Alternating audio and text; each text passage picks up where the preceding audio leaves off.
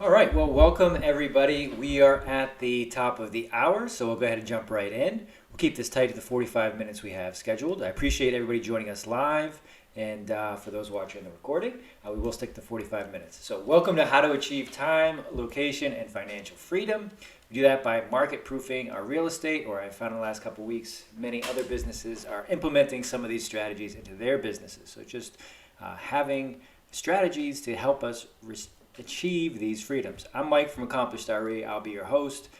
Quickly, we won't be talking about just adding more to our schedules, working harder. We're going to be looking to regain or gain control of our calendars and ideally spending the same amount or really ideally less time in and on our businesses. So in general, real estate for me is a love-hate thing. I absolutely love working in real estate.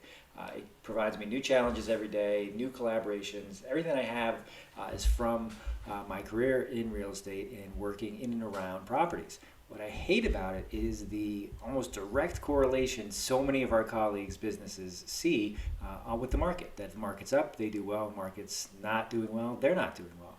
And I'm sure a lot of you see the same thing. That in a strong market where the inventory is high, buying demand is through the roof, that everybody's business is doing well. But when that changes, there's a very strong impact on their business, and it can leave them very vulnerable to the economy and to outside factors where they don't have control over their outcomes. So I really don't like that. I love working in real estate, but hate the way that the market impacts so many businesses. So how today's workshop works. We are confidential and private, so if there's any comments or questions, those come directly to me. The Q&A is enabled, so those come to me. So feel free to submit those. I try to check those as often as possible, but I do like to say that I probably won't get it till the end, so I apologize, but I will get to them. We are recorded and shared, so if you are here live, we'll be recorded and sent out later. You can watch it at a faster speed if that's your thing, which I usually try to do myself. So who is today for? So again, geared toward real estate agents who want those three things in their business: time, location, and financial freedom. We'll hit on what that actually means. So you might hear things or say things like, although I work all the time and harder than I ever have, I don't make a consistent paycheck. So a lot of us in real estate are aware of that, have lived that at some point, that we pack our calendars, we hope to have a same result each month, each quarter, each year, each week, but what we earn is based on what we sell, and it's really hard to have our activity match what we want as far as a consistent paycheck. So we might put the same effort in, but we're not seeing the same amount of commission each month, or of our salary each month, or what we're earning each month. So we want to have our calendar support not only the things that we do, but to lead to those consistent outcomes and predictable income. Same with I'm always working and have no control over my schedule.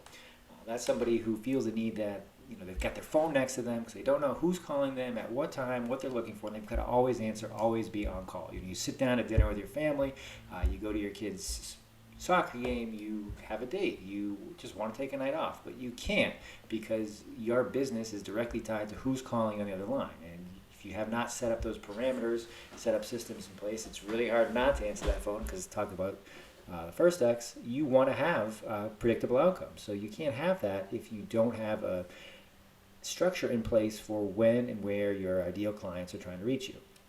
And back to the thing that we hate about real estate. Market determines the success of our businesses. I see that interest rates are down, so people are looking to buy. Business is good. Or as we're seeing now, interest rates are ticking up. There's not a lot of inventory. My business is not doing as well. We want to have those two things be independent of each other. We want to have strong businesses that identify opportunities in any market, that will see that these are the factors of the market, but they don't impact the bottom line of my business. They might impact the things that I'm doing in my business, the types of deals I'm working on, the types of clients I'm working on, but they don't impact my bottom line. They simply are a factor and not the sole factor to determine the success of my business.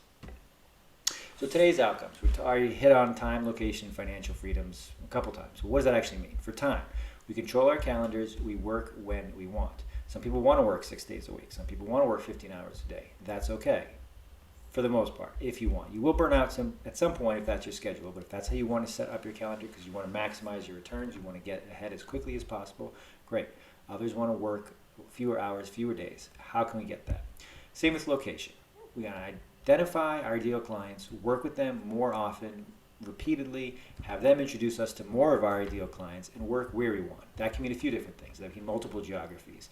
That can mean one area. That can mean certain zip codes where we do business in. It might be the same where we live, might be different where we live. We want to have national collaborations, multi-state, multi-country collaborations, international, whatever that means to you. So that location piece, where you physically work, who you work with, and making sure that you are collaborating with your ideal clients more often and ideally all the time. The financial piece, that's the big one. There's two parts of that. Dependable outcomes, so we know if we put in a certain amount of hours, a certain amount of activity, if we make a certain number of phone calls, listing appointments, open houses, buyer appointments, we can have an idea of what we're looking at the end of the quarter, the month, the week, as far as income and outcomes. And we want to have that each and every month to be as forecastable, predictable as possible. Some quarters, depending on where our markets are, back to our location, might be better than others, but we want to be able to forecast and have predictable outcomes. So how can we do all those things? So first, a little bit about me, my journey. Why should you listen to anything I have to say today? Well, I fell into a real estate role almost 20 years ago, and my response was, sure, why not? I can do this. I showed up the first day, stack of papers and a telephone on the desk. No computer. I joke that while I'm old, I'm not that old. There should have been a computer. There should have been a way for me to get on ESPN.com and kind of take myself away from my work, but that wasn't the case. I just had a stack of surveys, and I was calling property owners, property managers throughout the southeastern part of the United States. My job was to ask them questions about their property. And as you can guess, since I didn't know what I was doing, they quickly had very little interest in speaking to me, and even though they were polite, would end that call very, very soon. So although it wasn't technically a sales role, I realized I am trying to sell something here. We're trying to have an information exchange. As we're all in the problem-solving business. My problem, I needed to get these surveys completed. Their problem was they didn't have access to all the information that I did, because this is what I was doing all day. I was talking to the people in and around their markets, doing projects that were related to what they were doing, sometimes in competition, sometimes they could work together. So if I, A, got to understand what I was talking to people about, and then B, could leverage that information in a way that was okay to disclose, I would make my job easier, make their jobs easier. So it was a win-win. So all it wasn't sales, we all are solving somebody's problem, sometimes our own, sometimes others, and sometimes those interests overlap. So from there, I've had many different corporate, legal, continuous improvement roles in and around real estate as well. With the idea of that continuous improvement piece, that, I'm really good at what I do today, but I can still get better tomorrow, each and every day, and that never stops. And that's permeated everything that I've done personally, professionally, and helped me Accomplish Starter, which is my business. And I view that as my entrepreneurial journey, that I run a business. There's three prongs to it. I'm a real estate attorney, so I help people with their real estate contracts, purchase and sales, closing, kind of all of that, buy or sell, here in Massachusetts, as attorneys are required when there is properties changing hand.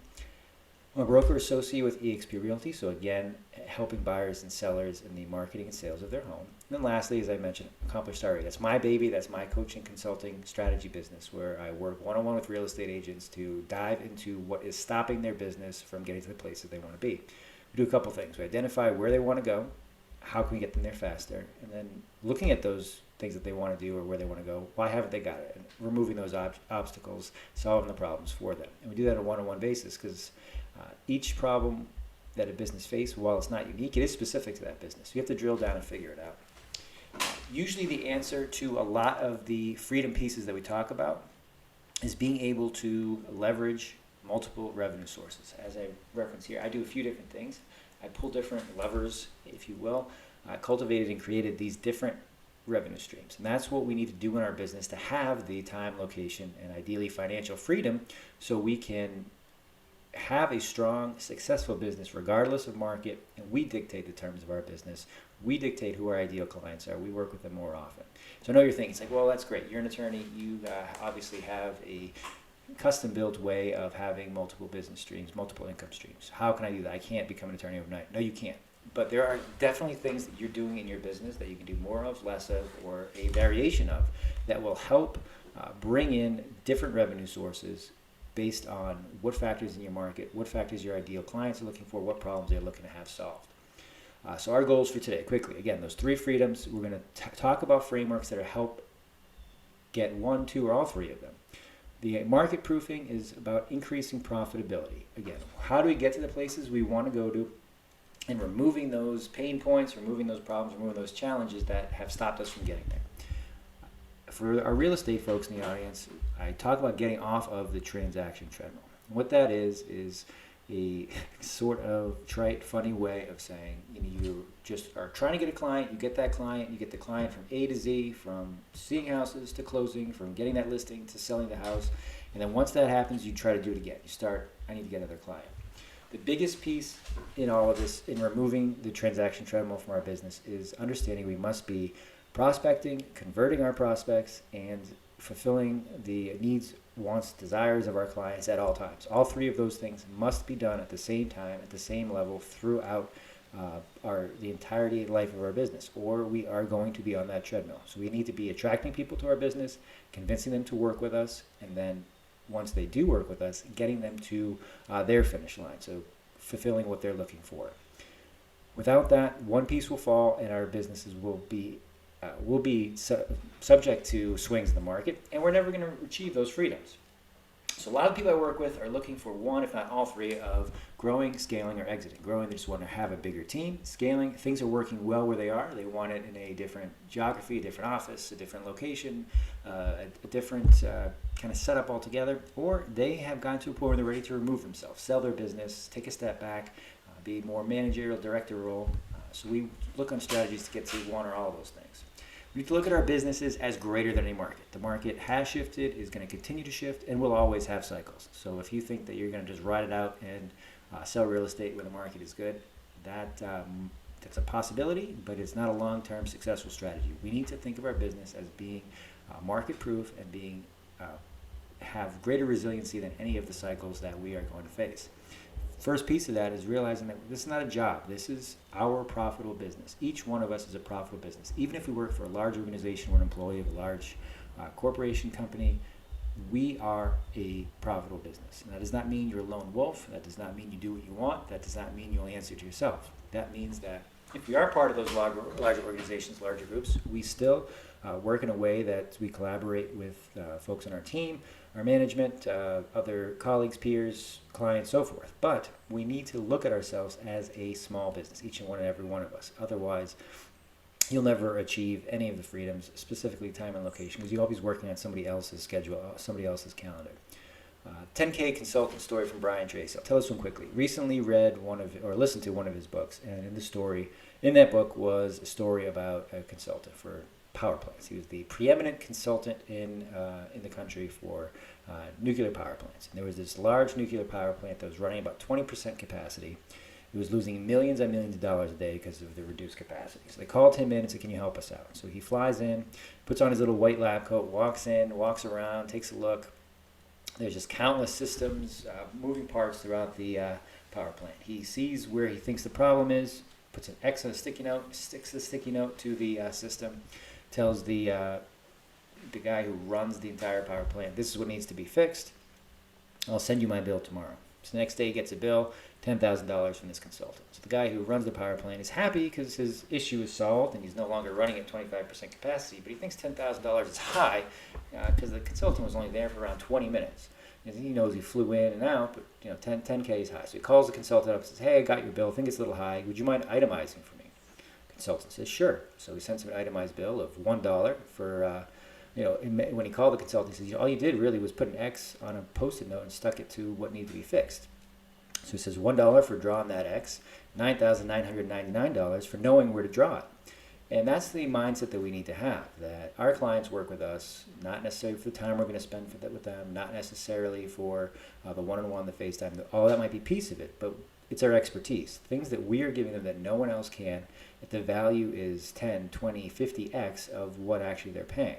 Because although it's $10,000 is a lot, there was millions of dollars that this plant was losing each day. So if they didn't have his expertise, they would have continued to lose millions of dollars. So while $10,000 seems like a lot for the 20 minutes that he spent there, the reward, the value, the end benefit far, far outweighs what he charged. And that's the way we need to start thinking about ourselves and our businesses. Improve and never stop. We're good, keep getting better. That if we have this fixed mindset that there's a finish line, our businesses have a level that they're never going to get past. We have to understand that there's always room to get better. Never stop improving. Think about where we want to be 1 year from today. We're talking about 4 frameworks. Even if we put one piece of one of the frameworks into our business, where do we want to be a year from today? How do we get there? Think backwards. If that's where we want to be, how can we check in quarterly, check in every 3-4 weeks to make sure that we're on the right path? So our approach and expectations. We'll talk strategy and logistics. So high level, what the big picture, what the big goals are, as well as the tactics, logistics, the how-to. We probably will spend more time on strategy. I like to have balanced, but frankly, there's a ton of sales information, especially sales training geared toward real estate agents out there. So feel free to check that out. And also, as I said, you need to be specific to your business. So the strategy piece can apply to most businesses, but you need to drill down, understand what's going on in your business to have the actual actionable how-tos. So we'll hit on some, but there are other resources out there for some, and you need to know your business. You can't just have a one-size-fits-all. So as you can see, low production value on today's workshop, but I believe the materials have high value. I want to have it accessible, so I send it out, make it available to anybody who wants it, always free. In general, my thinking is that there is a way to do most things, a way to solve most problems, eliminate most challenges. There's not the way. It's not I've done it this way, so you need to do it my way, and that once again, one size fits all, because that doesn't work, especially for more than one person. So the example that I always hear is that, well, this person in my market, they sold 150 houses last year by doing this. I'm going to do exactly what they did. Well, the reason that doesn't work is because they had circumstances that were specific to them, whether it was their network, their timing, the resources, the money they had available to them, their office, just the timing, the luck. And those circumstances are difficult, if not impossible, to replicate. So we need to put a twist on the things they did. That's why there is a way to do it. It might be copying or duplicating a lot of what they did, but we need to account for the circumstances in our business. And systems. I've learned over my 20 plus years or so that nobody likes talking systems and structure, but that is the one common ingredient in most successful ventures, that there is a structure in place, sometimes basic, sometimes simple, sometimes more complex, but that system is what enables their businesses to thrive regardless of market and to continue to get more effective, more efficient, more profitable. A couple quick quotes that are the foundation for what we're talking about today. Win and help win. Once we do well, we should look to help others, get them to our level, whether it's years in their tenure, their outcomes, their success monetarily. Always try to help bring others to us, because we had mentors, trainers, coaches do the same for us. So try to give back. Under pressure, you don't rise to the occasion. You sink to your level of training. That's why we train so hard. I love that one. That's why we spend time on things like this, that we need to always be getting better. Otherwise, when we need to rely on what we know, we don't act aspirationally. Instead, we go back to what have we trained, what have we prepared for. So by implementing strategies, by learning about strategies like this, by spending 45 minutes to learn some of this stuff, it will buoy our businesses going forward. Same with learn, live, and give. Take anything we learned today, live it, put it into your business, put it into your life, and try to break it. Try to see what works, what doesn't, and then teach it to others. And then let me know what works and doesn't work, because this workshop, a lot of what I do is always evolving. It's always trying to get better. So if you find, hey, this didn't work for me, let's talk about it. See if something I'm talking about needs to be updated, or if there's a way that we can make it work. So what does Accomplish Start? Again, that's my baby. That's why I work one-on-one with real estate agents to help them achieve the freedoms they want in their business, market-proof what they're doing, increase their profitability, and understand where they want to go, what goals they've set for themselves, how can we get there, and what's stopping them from getting there today. We'll talk about 4 major frameworks that are the foundation of my business, how I've utilized them, and how you can utilize them to achieve those freedoms. The first are my 5 values. These are non-negotiable for me. Throughout my career, I've realized the value of each of these when one or many of them were not present. I knew that I needed it, and I made them non-negotiables for everybody that I work with, partner with, as a client of mine, that I consult with, because without them, something is missing, and I can't accomplish what I want to accomplish, and I can't help you get to where you want if these aren't at least important and a level of emphasis for you. So first, collaboration. We work together. Forget about competition. It's easy to kind of get bogged down and say, well, I need to be better than this person. Collaboration. Doesn't matter who gets the pat on the back, who gets the credit. Let's work together. Let's find a common goal. Same with accountability, that if I say I'm going to do something by Friday at noon, it's going to happen Friday by noon. Or there's been plenty of time that I'm going to tell you, I know we talked about Friday at noon, it's not going to happen anymore. Here's the contingency, here's what we're going to do instead. We're going to make arrangements beforehand. It's not going to just come and go, and a deadline's going to be missed. I have that because of my drive. I always am pushing for better, always pushing to get things done, do things more effectively, do things more timely, do things at less of a cost. So I get that drive to keep getting better, to be accountable, to keep working with others. And I have that because of excellence. And that's not just being excellent in general, it's being my top, doing with the best I can today with the understanding and that continuous improvement piece. It's always going to get better. I've got trust listed last and highlighted because there's a piece of trust in all of us, that we need to have trust in each other as a team, if we're working one-on-one, if we're working in some sort of capacity together as colleagues, because if we don't, then it doesn't really matter if the other says they're accountable, the other says they're doing their best, they're working their hardest, because if we don't trust, that's not going to work out. So I walk into each of my engagements with complete trust, and I expect my clients to expect that of me, to fulfill on the goals, expectations, on the commitments that we have for each other. So after each of the frameworks, I'll just have a quick thought. Some of the feedback I've got is, well, how can I put this into play today, tomorrow, next week? List 3 to 6 values that are important to you. Start looking for clients that have them. Identify your ideal clients around those values. Anything less than 3 is fine, but you really want to try to get to 3. Anything more than 6 to 10 is a lot, but if they truly are important to you, write out a mission statement, write out those 5 values for you, and then target and relentlessly pursue working with that ideal client of yours, because you'll find that once you have these similar values, that the work becomes a lot easier to complete and more, I don't want to say exciting, but you realize, like, yeah, this is what's really important, this is important to them, so let's get good outcomes for everybody. So one framework that we use is our strategy framework. And these are the 5 pillars of my business. This is how we goal set, plan initiatives. This is how we work through what we are doing, looking to achieve. And I've got plan and perform highlighted because for any of you who've worked in a corporate setting, a large company, you know it's probably where the strategy starts and stops. We've got a plan. Here's what we're going to do third quarter. Let's do it. And that's it. We don't look back. We don't make sure that was the right plan. We don't adjust anything. It's just, all right, we're going to sell 100 widgets this quarter. Okay, let's go do it. Did we do it? Yes, no, and that's the end. There's actually 5 steps, and the first is prepare, is that before we put a plan together, we need to have the right people, the right information, the right resources in the room.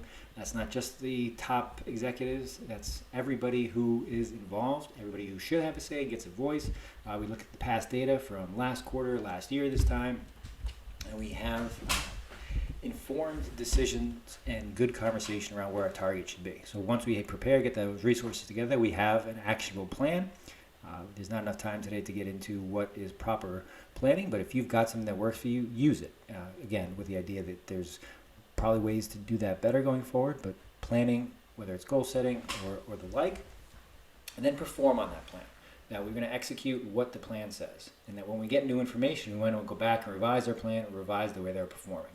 We do that by step 4, by reviewing. Where are we now? Where do we want to go? Did we hit our targets? Are we going to hit our targets? Was our target the right target?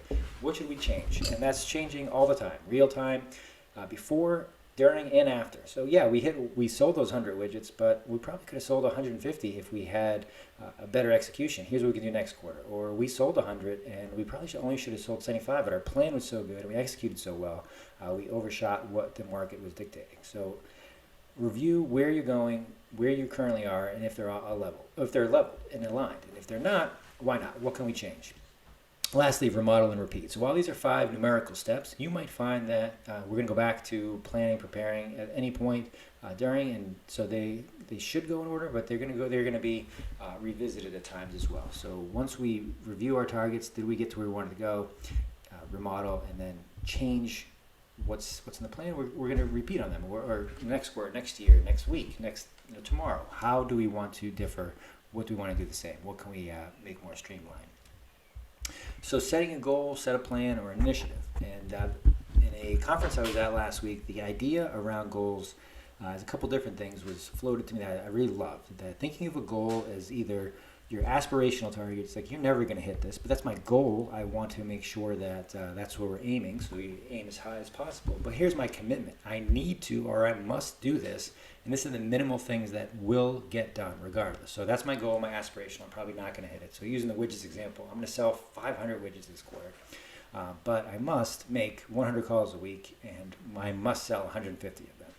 Or your goal setting can be more realistic. That comes down to personal preference. What do you function best with? Are you somebody who likes to hit their goals, likes to check that box? Great. Or somebody who likes to just keep shooting for the stars, knowing that here's my absolute baseline, but I want to aim higher. So thinking about a goal as a commitment versus something that's aspirational. Same with your plans, your initiatives. That give yourself a time-bound block of time that you're looking for. Dictate whether it's a week, 3 weeks, 3 months, a year, nothing longer out than a year, ideally a quarter or less, and see where you are using these 5 steps. So the 5 principles. So this 5, the strategy piece that we just talked about, that's kind of the overarching, but the 5 principles are where we really drill down on each of our businesses. And each of us have some aspect in place, and there's probably areas in each of them that we can improve on, maybe some more than others. So first thing we do with our mission and vision.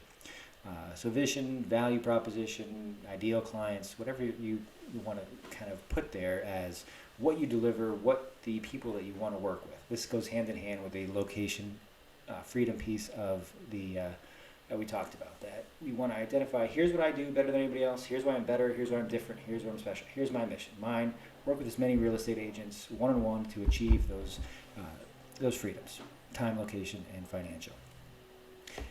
What is your mission statement? That was built out of the 5 values that we already talked about. Once you have that mission, that kind of guiding principle, their true north, you'll have a vision for who your ideal clients are, why you want to work with them, why they should work with you, why they should care, how you should communicate with them, what they should expect from you, and how you can do that going forward.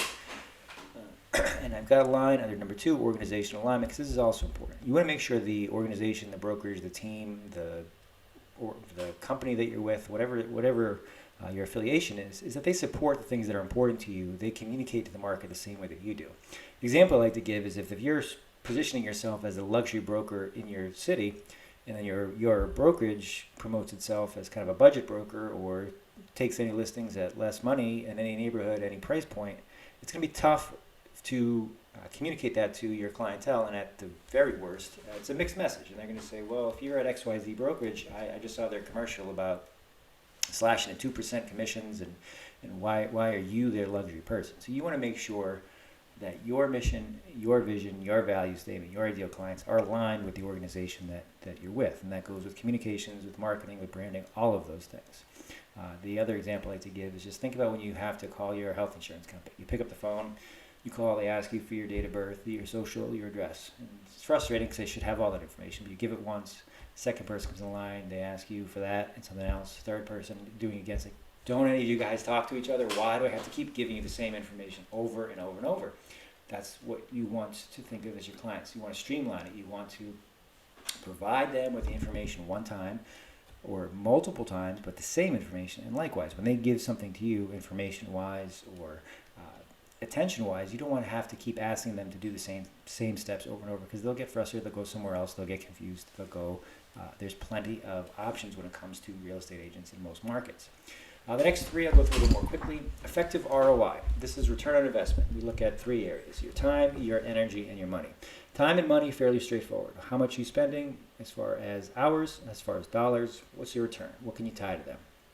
Most people have not a great idea of what they're spending their time or their money on, but they're easy to keep because they are round figures. The energy piece, we want to know what it takes resource-wise, what it takes effort-wise to get to reach an outcome. So even if you are tracking your time and your money, you need to know what this takes, and that means multiple people in my office, multiple initiatives, so forth. So you've got an idea of all 3 of those things, what the return is. Well, I 5x'd on my dollars last year for my advertising budget. Was that good? It could be. We want to see what the opportunity cost was putting the money there versus something else, as well as the time and the energy piece. Client experience. We talked about this up front. This goes hand in hand with working who you want to work with, when you want to work, and how, and what your ideal client is. got to be doing three things. And this comes straight from the E-Myth books by Michael Gerber. You need to be attracting prospects to your business at all times. You need to convert those prospects so they become clients of yours. And then when they become clients, how do you fulfill what they're looking for you to do? So you want to think of it as a broker. I want people to list their homes with me. I want to have them reach out, or I prospect, reach out to them directly. There's an interest level. When there's that interest level, I convert them. I get them to sign that listing agreement. Now that they've signed a listing agreement, I have a system, a structure in place to get them from signing a listing agreement to the closing table. All three of those pieces must be focused on at all times. Hard stop. No, you can't compromise on that if you want to have any freedoms in your business. Lastly, challenge elimination. So all of this strategy stuff, value, principles, great, but what happens when things go wrong? Do you have a plan in place to solve the challenges, problems, opportunities, whatever you call them, in your business? We'll use the last framework to talk about that. So a good starting point for these 5 principles, just pick one, write about it for 15 minutes, with the idea that at the end of each week, you're going to spend 15 minutes just reflecting on how the week went.